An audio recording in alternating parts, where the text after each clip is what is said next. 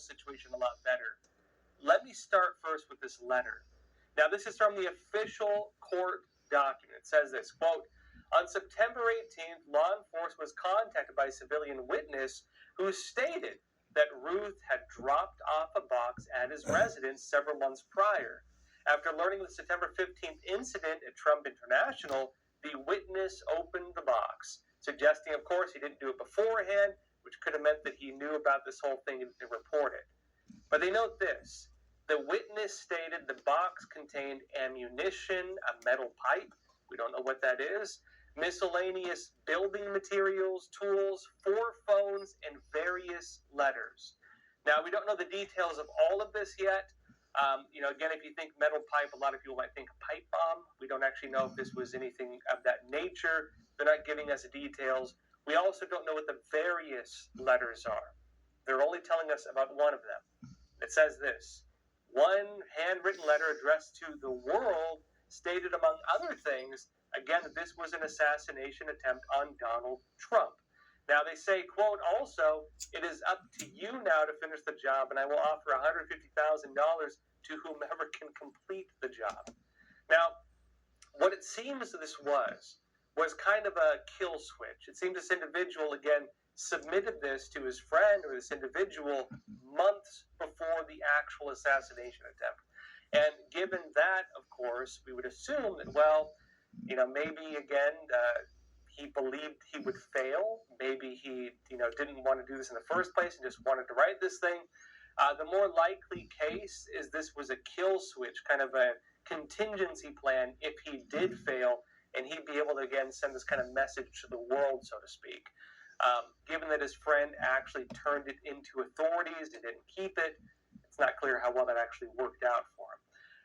Very likely, again, this was something he submitted with the possibility that he would fail ahead of time. Now, just some details in this court document also.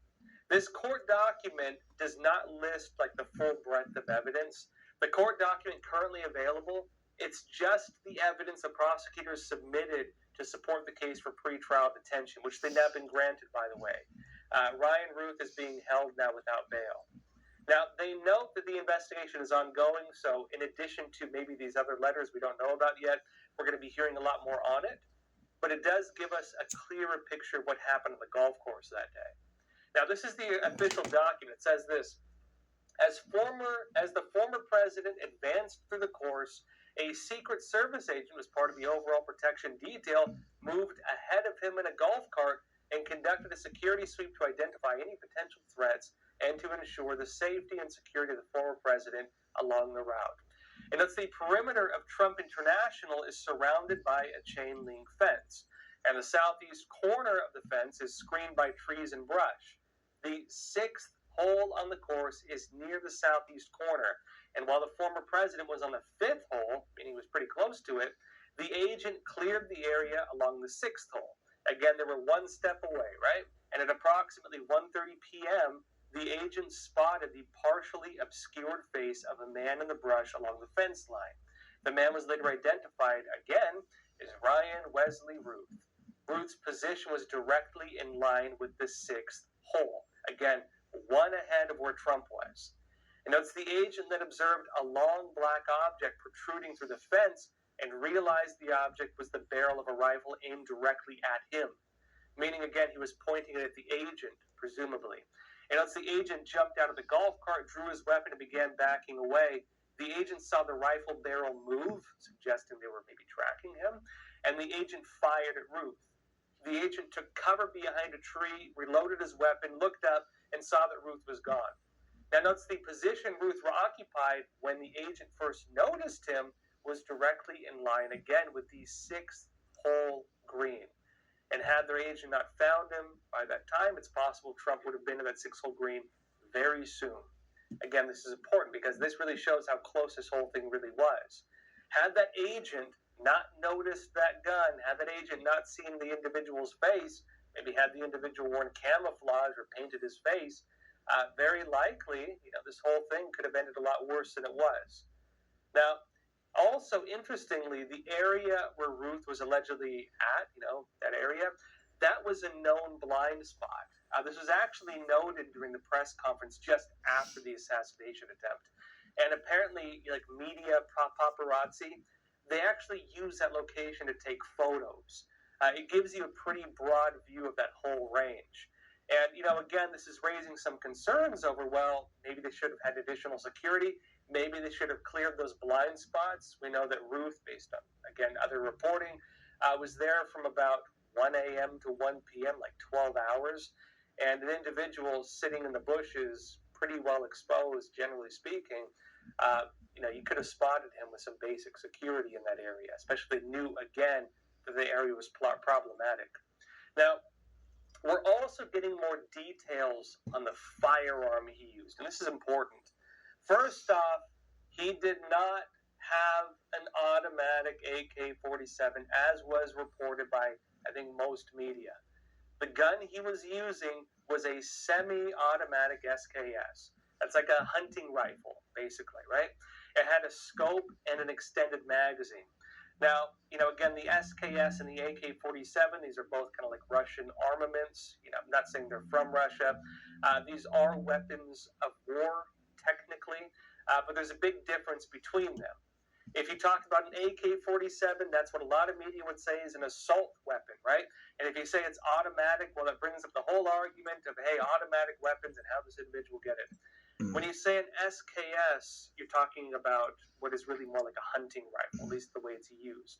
It had a scope on it, and presumably the reason why a lot of media said it was an AK-47 was because they saw the banana clip, right? They had a clip or a magazine that, bends, right? They call them banana clips. It was very likely because of that a lot of media mistook it for an AK-47. This is important, though, because, again, with the whole gun control argument, the way that these things are normally framed, this is a fundamental difference between a hunting rifle and an assault rifle. The individual had what would technically be a hunting rifle. But also that means it was more dangerous for the purpose he was possibly using it for, right? He had a scope on it. He was probably going to shoot a longer range shot. Anybody who's shot guns before knows that AK-47s are not necessarily that accurate at longer distances, just because of the way they're built and the way that, again, they reload. But when you're dealing with an SKS, it's much more accurate. And so this would have been actually a lot more dangerous given that. Now, the document says also that a civilian who was driving in the area saw Ruth run to his vehicle. It says Ruth made eye contact with him, and then Ruth drove off at high speeds. The witness took photos of the back of the Nissan that he was driving, reported it, and also noted part of the license plate number. And the license plate is interesting. Now, officers with Palm Beach County Sheriff's Office were then able to stop Ruth's vehicle. They had him identified. They arrested him, but they found something very interesting. This is the court document. It says law enforcement discovered that the license plate on the Nissan Xterra was not registered to the Nissan Xterra. It was a different one. And that's during a search of the Nissan Xterra, FBI agents found 2 additional license plates. The agents also found 6 cell phones. One of the cell phones contained a Google search of how to travel from Palm Beach County to Mexico, suggesting he was planning to, flee the country. And as the agents also found 12 pairs of gloves, a Hawaii driver's license in the defendant's name, a passport in the defendant's name, and documents, including the following: a handwritten list of dates in August, September, October 2024, and venues where the former president had appeared or was expected to be present. He had done his research on all the locations where Trump was possibly going to be. And noted a notebook with dozens of pages is also found, and it was filled with names and phone numbers pertaining to Ukraine, discussions about how to join combat on behalf of Ukraine, and notes criticizing the governments of China and Russia. Now, again, we know that Ruth was, kind of a Ukrainian activist, not acting on behalf of Ukraine, but very likely because a lot of the media coverage here, he was just very, passionate about it, right? Ruth was, again, actually even trying to recruit people to fight for it. He'd even tried going there and enlisting himself. He couldn't get in, so he helped them with recruiting. And that's kind of the story with it. There's been videos of him coming out, talking to media, talking to Ukrainian media about why he cares about the issue. And of course, we get somebody who's, doing petitions, trying to get people to enlist in the war. Naturally, you're going to have media wanting to talk to you about that. So a lot of his media appearances were about that. Now, interestingly, though, based on cell data that Ruth traveled from Greensboro, North Carolina area to West Palm Beach, Florida on August 14th, and it notes that his phone had accessed cell towers near Trump International and the former president's residence at Mar-a-Lago from August 18th to September 15th. Now, look, remember, the alleged assassination attempt was on September 15th. So this means that he was in that area for a full month. And again, this is important because it means that he was scouting the area. A lot of the initial reporting was wondering, well, geez, how did he know to be at that one location when Trump just happened to be there? Based on this, he was kind of looking for Trump for maybe like a full month. And again, had a full list of all the places Trump could possibly be. More details in the recent assassination attempt, allegedly by Ryan Ruth, against former President Donald Trump. Now, interestingly, federal prosecutors are now looking to bring the official charges of attempted assassination. And again, these charges are against Ruth, who's now, again, being held without bail. More details have been emerging what actually happened on Ruth and on Ruth's kind of apparent motives with this. Now, authorities also note some important parts of a book that's titled Ukraine's Unwinnable War that Ruth allegedly wrote. And that book, if real, right, if it actually was from him, could actually show some of his thinking behind the alleged plot. The court documents say this. As part of this investigation, FBI agents recently reviewed a book apparently authored by Ruth in February 2023, just recently kind of. And it's titled Ukraine's Unwinnable War, The Fatal Flaw of Democracy, World Abandonment, and the Global Citizen, Taiwan, Afghanistan, North Korea, World War III, and the End of Humanity. Now it says this, in the book, Ruth stated he, quote, must take part of the blame for the person that we elected for our next president that ended up being brainless, but I am man enough to say that I misjudged and made a terrible mistake, and Iran, I apologize. He said, you are free to assassinate Trump as well as me for that error in judgment and the dismantling of the deal. No one here in the U.S. seems to have the balls to put natural selection to work or even unnatural selection. Suggesting again, what is natural selection? Well, nature weeds out the unwanted, so to speak, or the weak, and he suggested that unnatural selection may be at play, suggesting maybe killing somebody, right? Again, we don't really know if that's what his motive was. We don't know if that's what he meant by that, but his words are pretty cryptic. Now, what is known is that Ruth was an activist for the Ukrainian war. He allegedly tried enlisting himself to fight, but he also recruited volunteers to fight in that war. And a lot of the name he made in the media prior to this was actually through that.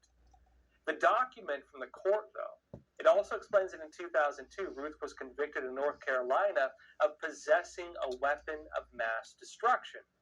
Now, the details of that, it was a binary explosive device. And if you go by the ATF website, it says this. Binary explosives are prepackaged products consisting of two separate components, usually an oxidizer like ammonium nitrate and a fuel such as aluminum or another metal.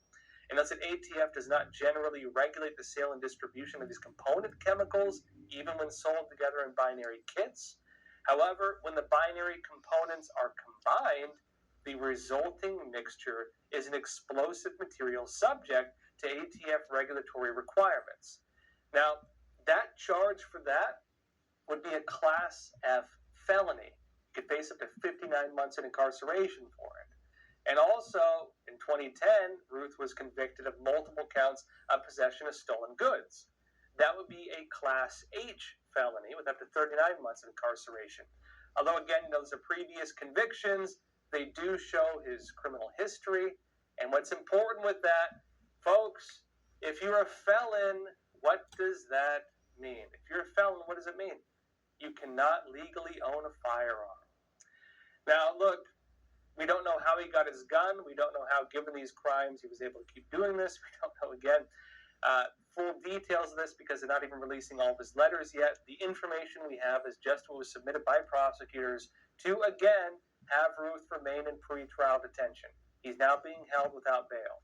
Of course, I'll be giving more details on this case as information comes out. And, one last point on this. I know a lot of people say, well, say the line. The FBI was watching him. That's kind of part of the law enforcement system in America. You cannot be charged with a crime you did not commit.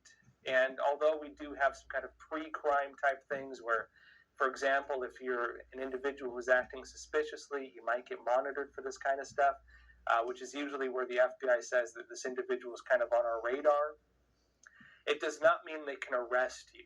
This is one of the protections you have as an American citizen. And so I know people often say, oh, yeah, of course they were watching him. You can't be arrested if you haven't committed a crime. That's not how our law enforcement system works. You could suggest, hey, maybe that's a loophole. Maybe people should be arrested. I guarantee you, if you had people being arrested for crimes they didn't commit, that'd be a pretty big controversy on both sides of the aisle. It is difficult with situations like this. But again, that is an issue. You could say on the other side, well, heck, if he was reported for illegally owning a firearm, maybe they should have arrested him. Again, it goes by who you ask. A lot of people don't believe you should be arrested for firearms charges, and you shouldn't really be able to do that in the first place, make it so people can't own a firearm. But again, it depends on where you sit in the political aisle. Given that situation, though, again, maybe this could have been prevented. Maybe this was preventable. We don't really know. We're going to get more details on this as it comes out. And again, I will be reporting on it as we get those details. Now, in other news, I suppose we have to talk about the cats in Ohio. As you may have seen, folks, there are conflicting reports on whether or not Haitian migrants are eating people's cats. I want to show you both sides of this, okay? The controversy really got big after President Donald Trump said during a debate with Vice President Kamala Harris that in Ohio, the migrants are eating the cats and eating the pets and eating the animals of the people that live there, right? I'm sure you know. Now, first, let me show you what's being said on both sides. First off, the Republican governor of Ohio wrote an op-ed in the New York Times about the issue, what it means for the local area. They said this, quote, "It is disappointing to me that Springfield has become the epicenter of Viritol over America's immigration policy, because it has long been a community of great diversity." It's that Fran and I, his wife again, were reminded of this when we attended Mass at St. Raphael last Sunday and stopped by at the nearby grocery land on our way home. He says, "We talked with community members from many backgrounds who are understandably concerned about the negative things being said about their city in news reports and on social media. Bomb threats, all hoaxes, continue and temporarily closed at least 2 schools, put the hospitals on lockdown, and shuttered City Hall. It's the 2 local colleges have gone remote, meaning kids are not going to school, they're, again, working from home, right? Doing their studies from home. He says, I have posted Ohio Highway Patrol troopers in each school building in Springfield so the schools can remain open, teachers and children can feel safe, and students can continue to learn. On the troopers' first day in the school, Fran and I visited Simon Kenton Elementary, where reassured teachers told us, quote, "Yesterday was rough. Today was a good day."